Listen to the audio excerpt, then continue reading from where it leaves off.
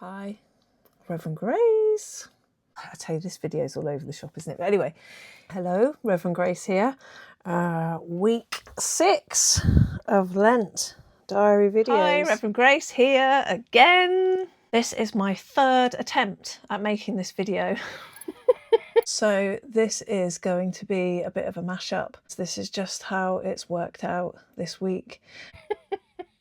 So I started on Lent 6 and I took a pilgrimage to St Nectan's Glen, and it turned into such a monumental, it was going to be like a small section of this week's video, and it's turned into such a monumental video that it's going to have to be one of its own. And this week's video was going to be about why I go to church. And why on earth would this be relevant to you? What would you get out of this video? It does give you, if you are into starting to follow my videos, or you've watched some of my other ones, I think maybe it gives you a little bit more of the of my story and where I'm coming from, but also hopefully things that I reflect on here is things that give, you know, it'll inspire reflection in yourself. So yeah, hopefully. And it's all about getting those little golden nuggets. And my she's become a dear friend. She's a Reiki master. She's training me in Reiki practice, and she's just like an interesting lady. But she said sometimes you have to go on like a whole course or watch a whole video or spend a whole day and you travel somewhere just to get one sentence. And it's so true. It's so true. So hopefully there will be a gem or a golden nugget in here for you somewhere. Why has this video taken several attempts? As usual, I don't quite get to the point of what I want to say so quickly. I've been a little bit waffly and gone off on tangents and not been so concise, so I've had to edit a lot back.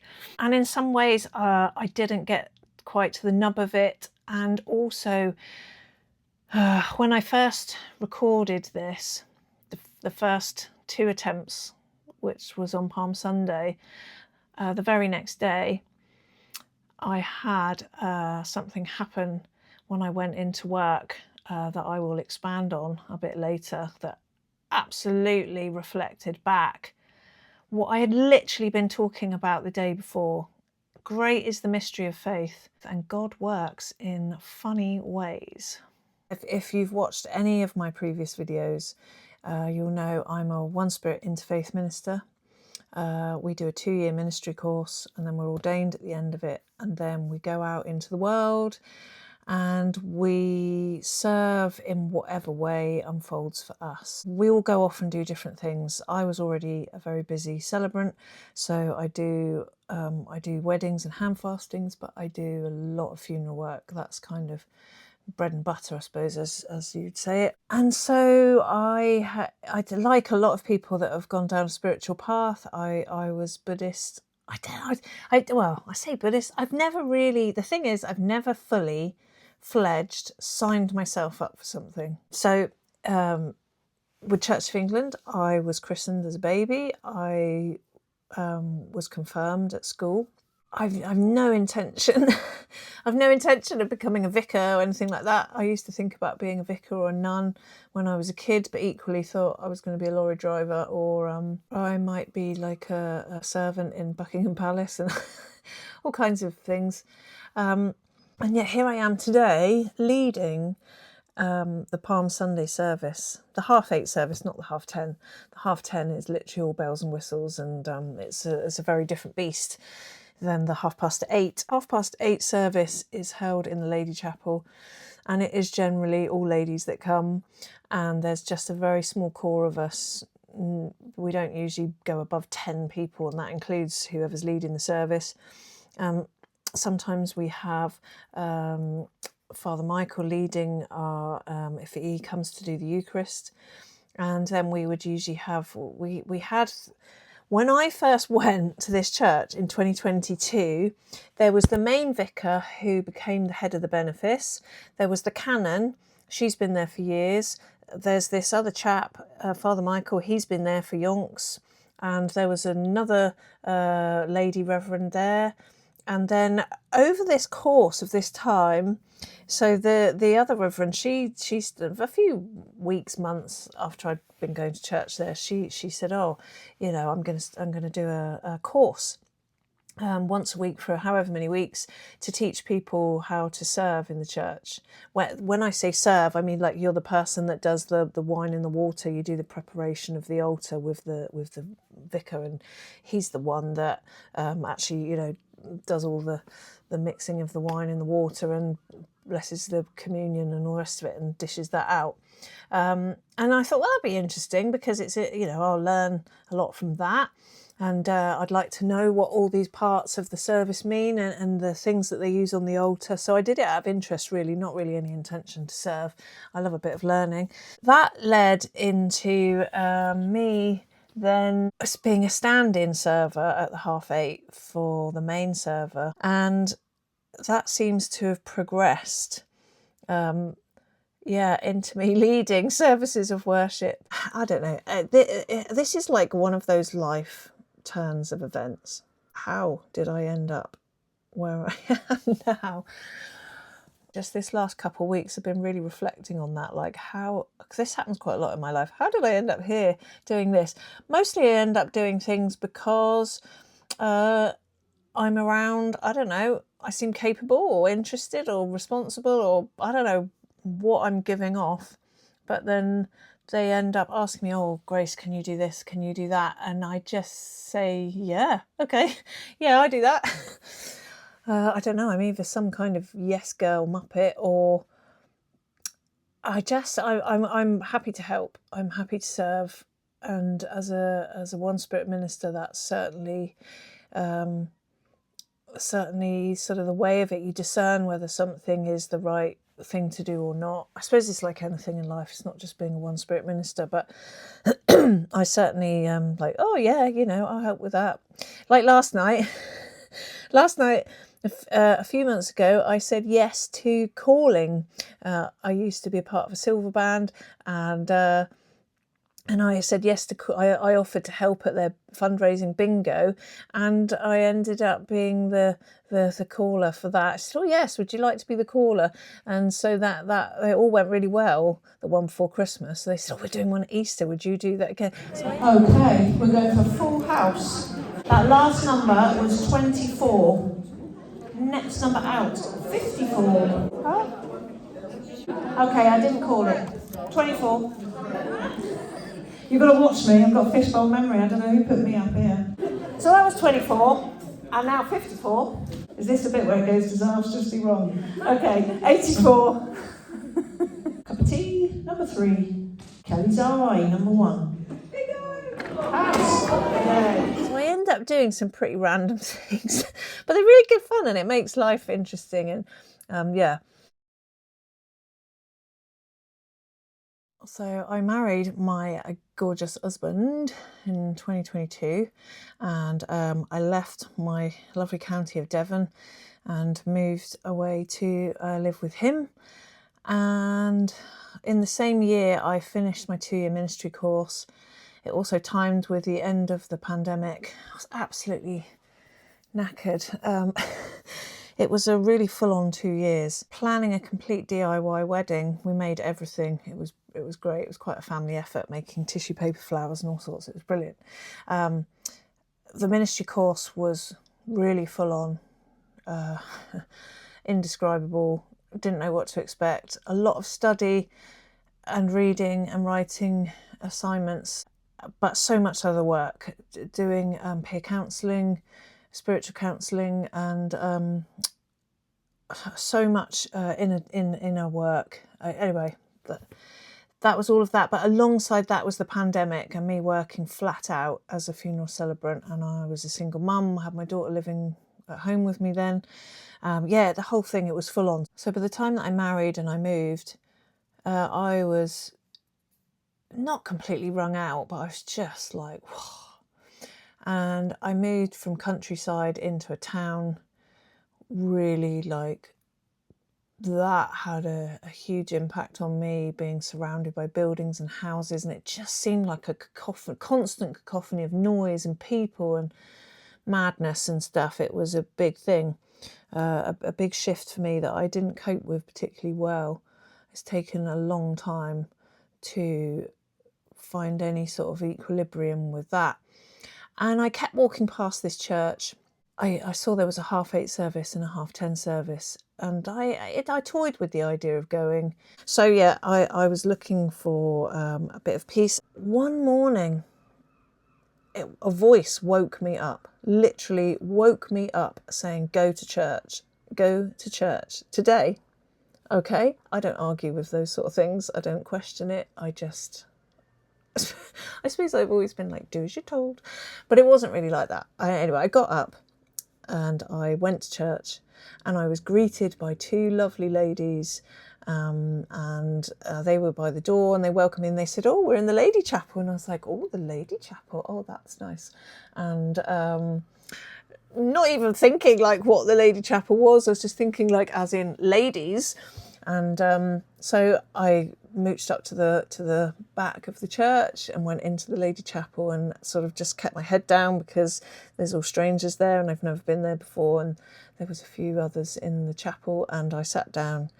Well, I knelt down actually, and just went into a time of silence, not necessarily prayer. And when I looked up, there in front of me was Mother Mary. When I saw this 3-4 foot statue, turns out she's hollow and she's not really made of wood, but there was Mary right in front of me. And if you've watched any of my videos previous, you'll very quickly learn that I am an absolute devotee of Mary. That's the reason why is a story for another day. And instantly when I saw her, I was like, oh, okay, that's why I'm here. I just realised that I started to go pretty much every Sunday, and this was just, especially in this, like, in the literal cacophony of noise in this really busy town, you would go inside there and there just seemed to be safety, a feeling of safety and calm and sanctuary. It became a sanctuary for me. The actual doing of the service and taking communion again, and like when you go in a church, I don't know if you should, if you don't go in churches, try it. It's so lovely. They're just there's a feeling of safety. They're big, strong stone, wood sort of buildings. They're made of natural materials. And what I already knew from studies years ago is that, you know, they're built on blind springs. Usually they're built on, especially the old ones, they're built on blind springs where there's a spring of water under the ground, and it hasn't come up, or there's energy points. They were built on ancient Druid and Celtic, and they were built on ancient worship sites, sometimes where there would have been one of those, like the copses. They're not called copses, are they called? No. So anyway, I went to this church and it was just a feeling of loveliness, and also this sense of community. It was all old girls. We're a bit of a span of ages. I think I'm probably the youngest. There might be one lady that's a bit younger than me, or we're about the same age, going up to two girls. The first two ladies that met me that day, speaking to them this morning, they're both 89. They've been going to that church since the 50s. They're going to be 90 this summer. I can't believe it. It blows my mind. Anyway, they're just all so lovely. And we go to the 8:30, partly because we just choose to, but it's a very different to the 10:30 service. So the 8:30, we're a group of this core of ladies, and it's just a really spiritual, peaceful, restoring, like we all describe it as this, going to that service, half an hour, it sets us up for the week, whether we take communion or we don't take communion. That felt like a big thing for me as well. There was a reason years ago I was in London with my daughter, and I decided again early one morning, I'm going to go to St Paul's Cathedral. We were in London and we were about 20-30 minutes walk from St Paul's Cathedral, and I got up that morning and I went to the very early 7:30, 8:30 communion service to give thanks for something for my daughter, and yeah, that's another story for another day. And I knew then that it felt special to take communion again. And so going to this church, it was the same. There's something, it's like communing with God. There is something in that communion service. I can see why the Catholics talk about their passion for the Mass service. I mean, theirs is like, an hour, 2 hours long, however long it is, and it's all full on. Sometimes it's all in Latin. Maybe it's always I don't think it's always in Latin. I've been with my family that are Catholic in Ireland. And yeah, there's something, maybe it's like a purification, or I don't know, there's something special about it. But there's something we get, it's a touchstone in the week, that this core of us that we meet up. Maybe that's like any club. You could say that's like any club or interest or hobby group or team or whatever that you go to. You're in that sort of community with those people. The 10:30, they're like the goodly and the godly. I think if you don't go to church and you think of church and you think of all the crusty old Jesus sandals, fusty old people, the kind of a service, you might think that. They're not that. But you might think that, and they're all singing hymns, and some of the services sung, and yeah, that's not for me. And I went to a few of those, and they're lovely services, but compared to the 8:30, I realised that's not for me. So yeah, so I start doing the serving course, and halfway through that, we didn't even finish it, and then that minister ended up having to go, and I think she's gone to another diocese, and then it became a benefice, and we had the current vicar then was leading all of these churches, but then he moved to another parish, and then a few months after that, the canon that we have, she suffered. She ended up retiring, and then she lost her husband, and so she was carrying on. And then at a point a few months ago, she had to step away and just have a break, and yeah, just have some time to herself to work through her grief and all the rest of it. So we're getting diminished down into the number of people that can take the services. Also along that, there's the lady that's always been serving at the 8:30 service, and I then started to be, I had no intention of being that actual server. It's like, oh, maybe there's some dates that you could do for me. And I was like, yeah, no worries, yeah, I'll do that, that's fine. And then she had a knee operation, and she was away for a few weeks with that. And so then I became the main server, as a stand-in, until she came back. And I don't know what made her say it, but she said, oh, I've been thinking about it, would you be the main server, please, and I will be your stand-in? Okay, yeah, right, okay, yeah, just sort of, yeah, fine. And then it came to the thing of there's not always a minister, because they all seem to be dropping like flies for one reason or another. Can you lead a service of worship, because we haven't got minister to take Eucharist, so this is what we do when there's no vicar to do the communion. Oh, right, yeah, okay, yeah. And I didn't really think about it, and we were just reading through the normal booklet that's for communion. We just missed the communion bit out. And that seemed okay, right, okay. And then it came up to this Palm Sunday, and me and the other server lady, we look on the BBC website for the readings for that week, and we to practice those and prepare for the service. And for this week, there's a big old gap. So there's the 6th there and the 20th there, and there's nothing for the 13th. And I thought, okay, that's odd. So I started Googling that, and it said, oh, well, that's because you read the whole entire Passion story. So this is Jesus coming into Jerusalem and the palms and everything, and then the Last Supper and the betrayal and the getting arrested, and then leading up to the crucifixion.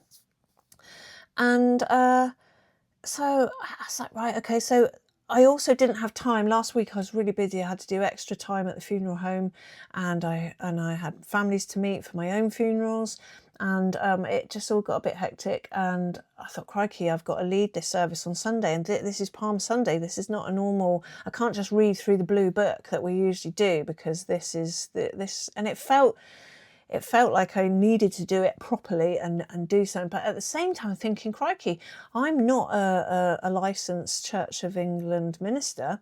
I haven't been trained in this, so I have to use my wits and my instinct. Fair play. Okay, fine, let's do that. So I put together a service, and I put in Matthew, Mark, Luke and John, all the sections, and Psalm 118, because that's what was recommended in these different things that I was reading. And so I sent it off to the other server and run it past her, and I said, I'm just not sure about this gospel bit. Like, do we do all this? I think we need to edit out some of these readings. And she said, okay, do Luke as the gospel and get rid of Psalm 118 and put in, and I can never say it, I always say Filipinos, Philippians, whatever. But I have a bit of a thing with that. But she said, I'm going to take your call on it. I'm going to take your judgment on it. Okay, cool. And Paul, I don't know, he just grates on me a little bit for some reason. Not his writings or anything. I'm just not sure. Something doesn't sit so well with me about Paul. And I thought, well, you're taking my call on it, so I'm not putting that in. I really just, my instinct was saying Psalm 118 and use the Luke one that I'd already put in. And that's what we're going to stick to.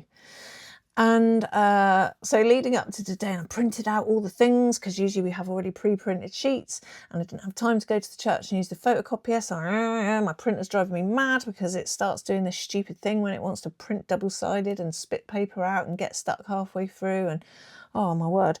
Anyway, got those all done and take them, but I think it's playing on my mind. Oh my word, I'm going to be standing up and really leading. Like, this isn't just reading through the booklet as I would ordinarily do. This seemed a lot bigger. And also, there was something that seemed important for me. So I have my own stole. I get it.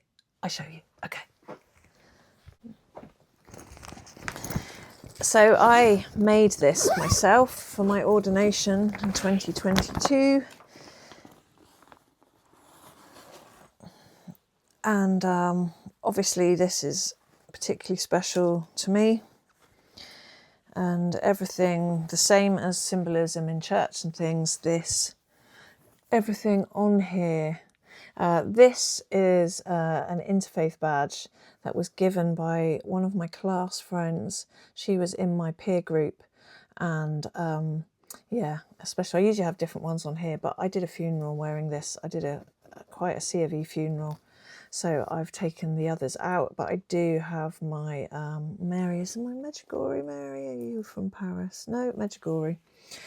And this is all embroidered.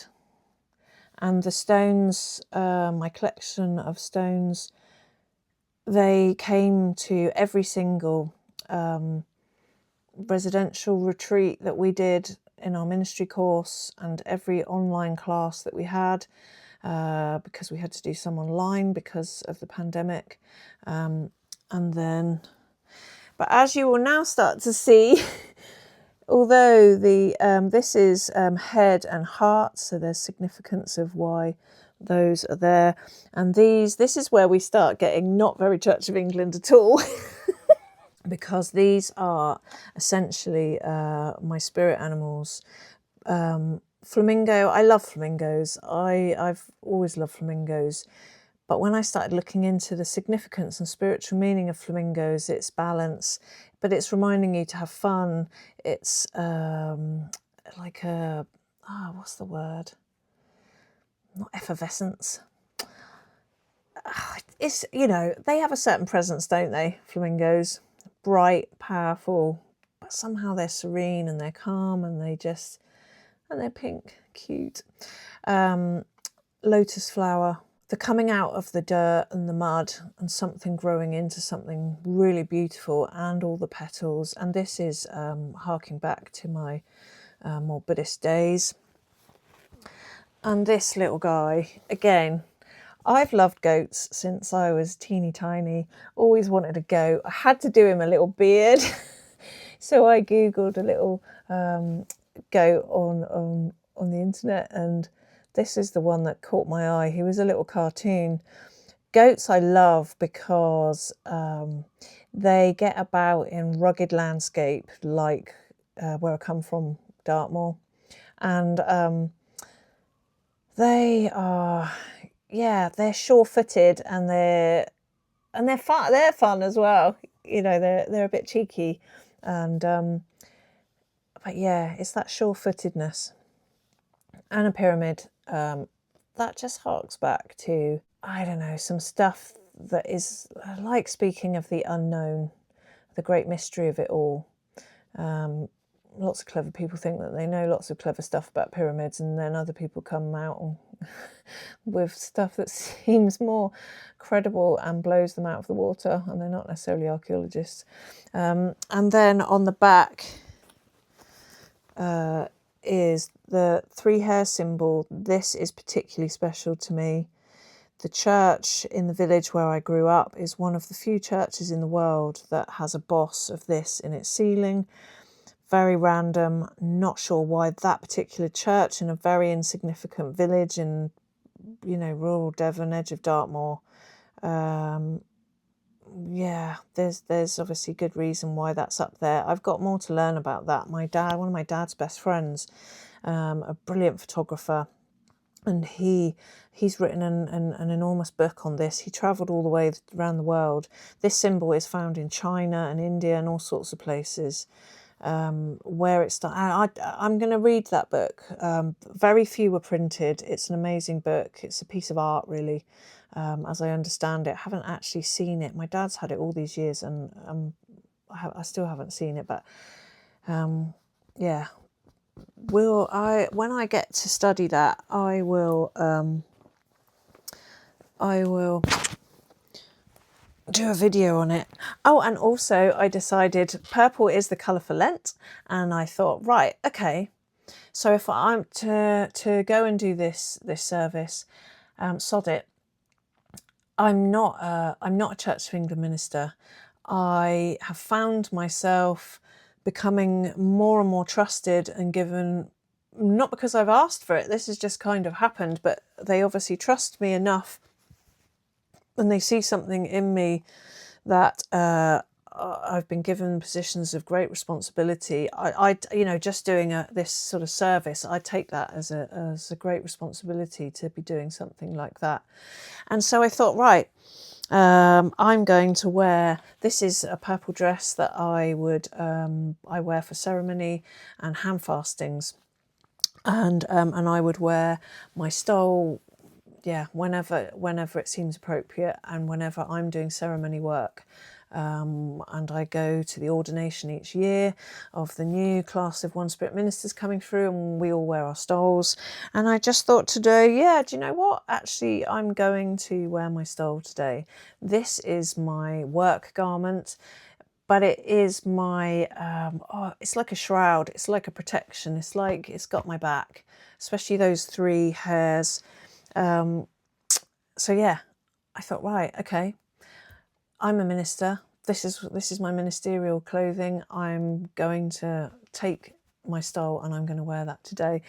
And of course the girls, they love it because it's all handmade and it's interesting and it's a bit different. And I don't mean to go there and be different. I just want to go there and do the right thing by the ways of Church of England, but I'm very much, you know, trying to do it the right way. The right way is such a crap way of putting it, but, you know, try and do the right thing by Mary and by the old JC, Yeshua Benjamin himself. And so, yeah, I went and did the service today, and it was great.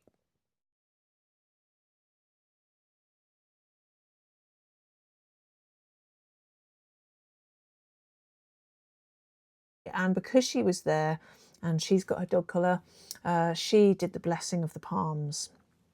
Have I got my palm? One for me, one for my granddad. So she blessed the palms, which, of course, it's not that anyone has any higher power than anybody else. But when you have done, you know, she's done the Church of England training and all the rest of it. So she has gone through sanctification and things in, I think that's the right word, through her ordination and things. And so if I can bless as many things as I like. I can bless you, I can bless me, I can bless this cup. But there was something really significant about having a proper minister. I am a proper minister, but, you know, in the Church of England, there was something significant about her being there to bless our palm crosses on Palm Sunday. So that was rather lovely. In fact, the first time that I went to a service, she was leading it. And the first thing, she introduced herself and I introduced myself, and we were talking about, you know, I'm a reverend and I'm one spirit and things, and she said, oh, interfaith. She said, you're the future. And I thought, oh wow, that's quite reassuring and quite that's not what I was expecting her to say. And in her sermon, she whatever it was, she was relating it obviously to the gospel that she's just read, and she said that's whatever the words were, she said, oh, of course, that's your subtle body. Now, subtle body, this is what Hindus and Buddhists would talk about. So even if the other women didn't even know what that was, to me I was like, oh, okay, this is another reason why I'm here. I'm very much on home turf here with a minister like that. Fantastic. Again, completely not what I was expecting. I think if you're toying with the idea of going to church, go, because if you use your instinct and your intuition, you will end up where you're meant to, or you'll end up somewhere where you think, oh, this isn't right for me, but it gives you a comparison so that when you try somewhere, you're like, oh no, this is the place for me. You just know it. So yeah, there's a history for me with churches, and just anyway, like if I go out on a walk or something, me and my husband we'll go in. I love looking at the stained glass windows. You can imagine that the homes would have been so basic and what's the word, utilitarian. You wouldn't have had all artwork and ornaments and this and that in your standard home. So imagine going into a church and there are these windows and the light shining through and all the colour. I mean, even if you didn't understand who the people were and what the thing was, I mean, I think they would tell the stories of the Gospels and things and Bible scripture through these windows in some of the churches. And you can just imagine, like, you'd just be in awe of it, I bet. So there's that aspect of going into churches. I love the Mary statues. Crikey, I could put a million photos on here now of Mary statues of different churches I've been to, just to visit a church when there's not a service going on. It's really lovely. One time, me and my husband went to see something, and we just happened to walk into a church in Torquay, and there was the lady in there practicing her organ, and we had our own private organ recital, and it was the most amazing church. And now for me, I suppose there's the theology of it. Going to this church, like I say, I'm not even officially a member of the church. I don't have the little envelopes that you have if you're an actual member, signed up member of the church. You have the little envelopes that you put your collection money in. I don't even do that, so I just find myself just keeping that little bit of distance, or that little bit of there's a sort of a line that I'm not prepared to cross. And part of my reticence about that is as with everything, I was drawn there for some good reason, and part of that is my learning about Christ and about Mariam, and just looking back at that sort of historical thing. So like most things in your life, everything is for a time, and this is for a certain period of time, I guess. So yeah, people are going to church for different reasons. I don't suppose most people are going to church for the same reasons maybe that I am. And actually, alongside the church going aspect and what I've learned through there, I'm also constantly studying and learning things alongside of that.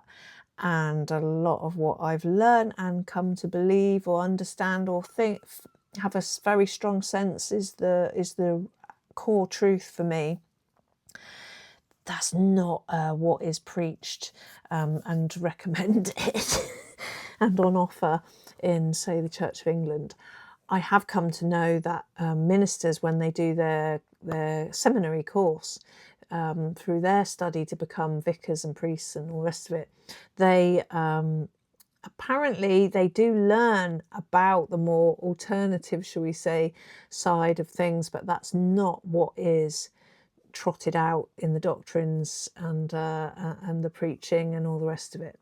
So I feel like I'm treading a careful line there, especially today when I've been asked to do this service, this Palm Sunday. It felt very significant. And I've almost been waiting for someone to like pull me up and say, hang on a minute, you're not a vicar. What are you doing here? How come you're it? But nobody said that. Nobody's questioned it. And it's not that I'm not meant to be there. The bishop, he knows. I've done the church safeguarding course, and the bishop, he knows that I'm there and I'm doing this. But again, I've not been inspected or questioned or anything there. And I suppose the feedback gets back to him or someone at other levels to say that they're really enjoying my services. And I am very carefully treading a line that I don't overstep the mark in any way, that I'm very respectful of the dominion that I'm in there. And actually, in the same way, this is kind of, I've already been trained in this. As a celebrant, I was trained that it's never about my own beliefs. It's always about the beliefs and the wishes of the families or the couples that I'm serving. So this is very easy to just step in here. And even easier because I have such I do have had this growing love of Christ, a growing understanding that God is not this chap that I thought he was. And I can say God now. Like, as I said, when I went on the ministry course, I couldn't even say the word God. Now that's that might seem a little bit odd to be signing yourself up for something like that, and you can't even say the word God. But I've come to understand, come to know that God can only be of your own understanding, because he, she, Mother God, Father God, whatever, is such an elusive thing. There's no set thing. You can't produce him from a cupboard and go, this is the man. We know this man. Some people think they know God and they can spout off like they know God, but still that's the God that they know. They can share as much as they like, but I think this is why people go for, and some would shoot me for saying this, but literally, probably depending what country you're in, not a laughing matter. I don't know why I'm laughing at that. That if you're seen to not be worshipping the right God, the God that they think is, that like there's all these different gods. I find that hard to. How do you think that there's all these different gods if there's only one world? How are you thinking that all these different gods made? Do you not understand it's the same God? Or is it the version of your God that you think is the one that you need to hammer home and everyone should follow that version? Or is it actually just your church and your faith path and your religion that everyone should be signing up to, and therefore by doing that you're signing up to that God? I don't, that baffles me. But here we are. I think it's, I find it perfectly acceptable, because obviously we're different people born in different times, in different cultures, in different areas of the world over thousands and thousands and thousands and thousands and thousands of years. So it's obvious, isn't it? Like, to anyone, surely, that there's going to be different religions and beliefs and faith paths and stuff. But the thing of like not getting along and not just going, oh, you're the lot from India, you do Hinduism. Oh no, actually then you've got Sikhs and you've got Jainism and you've got Buddhists and you've got, and then you've got your Christians because St. Thomas went over there. Oh, and then in Australia we've got this, and in Bavaria we've got that. Oh, and in Southern America we've got the, yeah. I don't know, why can't I just celebrate the richness of it all? I love that. It's like, no, we must fight to the death over, I think I'm more right than you. Yeah. Well, this is the way of the world, and hopefully there are people like me. I know there are people, I don't say hopefully, there are people like me, and we're out in the world. Not desperately trying to forge a new way, not at all. Just, I don't know, just trying to maybe steer the cart back into the middle of the road where we're just all finding a nice equilibrium with it all, not everyone veering off left, right and centre or chucking people out of the cart, all trying to rip your wheels off the cart and all this sort of thing. Yeah, that would be nice to think that middle of the road sounds boring, doesn't it? But actually I also cannot sign up fully, wholly to be Church of England because I have very Taoist beliefs with some Buddhism in there and probably other things as well. But I see the font, the spring of all of these faith paths, and I'm not just cherry picking the bits that I like out of each. I'm exploring all to be able to have an understanding and a compassion with everybody, and actually I see the similarities, and it's just such wonder, such beauty, like it's just, yeah. But for now I'm really happy to go to this church. I do, if I was to be really honest, and I did say this to Father Michael the other day, I miss being able to sit in the congregation and just be partaking of the service, not taking the service, and being able to be in prayer and reflection and quiet, instead of thinking, I do this next and I do that and I've got to stand here, I need to, and all of that comes with it. But hey, it's all good. It's all good. When I came here, not kicking and screaming because I love my husband, he is gorgeous. But when I came here, it was a bit kicking and screaming because I had to leave a beautiful countryside place where energetically, physically, spiritually, mentally, emotionally, everything, I realised when I moved back there 9 years before, I realised my passion for the county that I came from and the landscape that I am born of. But my good friend Reverend Jane, one of my One Spirit minister friends, classmates, my peer partner, she said, I guess you're just meant to go and serve there for now. And yeah, she was right. That was way before I started doing all of this. So yeah, we serve where we're meant to, and this is how it is. And actually, it's turned out okay. I'm where Mother Mary and Yeshua Benjamin wished me to be. So, strangely, one of the exact reasons why I have a struggle with fully signing myself up for being a fully committed member of the Church of England is because of ego, hierarchy, power, status. I will do a video on surrender, and I am happy. I have laid my life down. I've had conversations, be it with God, Yeshua Benjamin, with Mariam, where I have laid my life down to be not just in service, but to be guided by them to make use of me. And this is partly why you're watching these videos now. And also there is the patriarchy, the history of things is always not weighing down on me, but something I have an awareness of. But actually what happened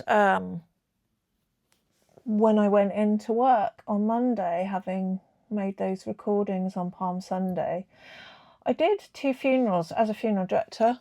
I work part-time as a funeral director to bring in some money. Okay, let's move so that light is not dancing around on my face. I went and did 2 funerals for them last week. One I went out on my own, and the other one I was there first preparing the church whilst my boss drove the hearse. Both funerals were in 2 different churches, but with the same vicar, who is that's her parish. And after the second service, I cleared up the church, stayed behind, took everything back to the funeral home, and my boss, she drove the vicar to the next church where they were doing the burial.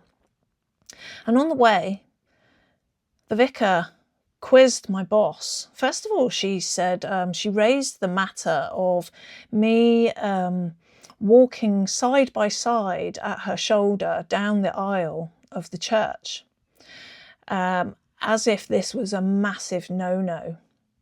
And I said, I'm sorry about that. And my initial reaction, because I hadn't had time to think back to the service, back to the day, was, I just must have done that absent-mindedly. And of course, as a minister and a celebrant myself, it would usually be me at the front. I did really take some time to think about it afterwards, and I remember exactly what happened. The vicar went outside to meet the family. It was literally like a handful of people. There were a couple neighbourly friends in the church and a couple other cousins or something, and the rest of the family, four men, family members carrying the coffin and the niece behind. And when they came, and I stood in the doorway of the church, and when they came in the church, there was no gap between the minister and the coffin, so there was no gap for me to go in behind, which is ordinarily where the funeral director would go. So I just walked in next to her. I didn't think anything of it. To me, it shouldn't really be a problem, but this quite annoyed her. And my boss said, if that's the most sort of trouble that you're having in the week, then surely with all that's going on in the world, there's bigger fish to fry. But anyway, obviously this annoyed her, and this started a conversation of her then quizzing, because at the start of the next service, where I had gone early to prepare the church, and my boss, she drove the hearse, and so she was, I was at this church for an hour waiting for her to arrive with the entourage of cars, the cortege, and so I'd been chatting with the minister and the lovely church warden there, and she'd asked me if I was a Christian, and that's quite a big question for me to explain. So I had actually, I think in response, I'd said, I go to church, and I've been serving there, and now I find myself leading services of worship, and I think I actually said, I'm leading Palm Sunday service, and then we also spoke about bell ringing and us moving over to be nearer their churches, and how maybe my husband would be coming to do bell ringing, and I might attend that church. I'm not sure where we're going to end up, kind of a thing. And so on the way over, the vicar and my boss, she was quizzing my boss and saying about there being a potential safeguarding issue. And my boss said that, as if she was alluding to me frocking up as a Church of England minister. And obviously my boss didn't give me the full conversation, but she was basically making notes, asking me, and also the vicar questioned about me being ordained and how could I be ordained when I'm not Church of England. And all this sort of a thing. I just sort of brushed it off at the time. I gave her the answers to the questions, and she clearly she was taking these notes down, because she had obviously promised that she would email my responses, and And I made sure to say, you know, if it's a safeguarding issue that is the problem, then actually, you know, I have done. The minister at the church, he made sure that I did the Diaries Church of England safeguarding course online, and I, you know, passed that with flying colours. And if I downloaded it, I could print the certificate off if she really wants to see it. She never actually asked for that. She never quizzed that. It was more about as if like I'm, you know, falsifying something. I just sort of brushed it off at the time, and my boss was livid because she knows that I'm a person of great integrity, but the next day I went home to my dad's, and I started getting really livid about it. And even woke up the next morning quite livid about it, and just thinking, actually, do you know what? You had all that time to have a conversation with me about it, but you didn't. You waited until you quizzed my boss. Interesting. And actually how the conversation started was really about me walking beside her up the aisle of her church. How dare I? And that is, you know, oh, this is all that is wrong with these things. And I see it in so many different examples. I went to a brilliant workshop day at an ecumenical organisation. I'm going to do a video on that, even though we're at the end of Lent now, but it was walking the way to the cross, which was just fascinating, really enlightening. And there was a lad there, and he was Catholic, but he goes to the United Reformed Church because where he lives up in London, because I can't remember the reason, he didn't fit in somewhere with the Catholic thing. I can't remember why. Anyway, he had gone to the Catholic Church when he was staying down here for this day, and he went to confession, and then he didn't take communion because of whatever the reason is why he couldn't.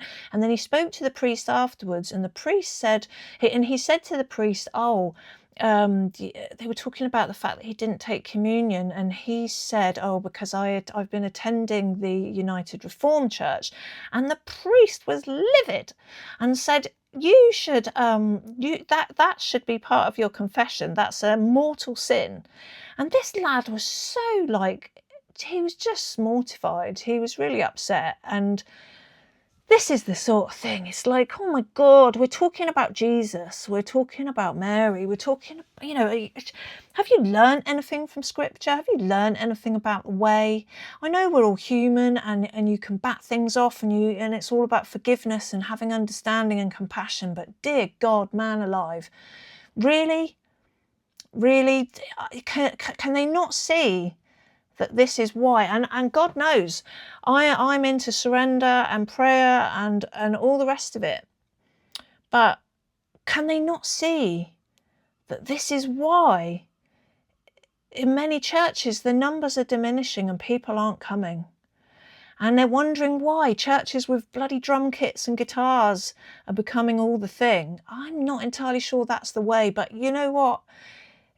And I keep meaning, there's a church near me, and I will go one Sunday. I will, because you cannot speak about something unless you experience it yourself. So, yeah. Anyway, rant over. This adds another God knows how long to this video, but yeah. It's interesting, isn't it? And I don't think...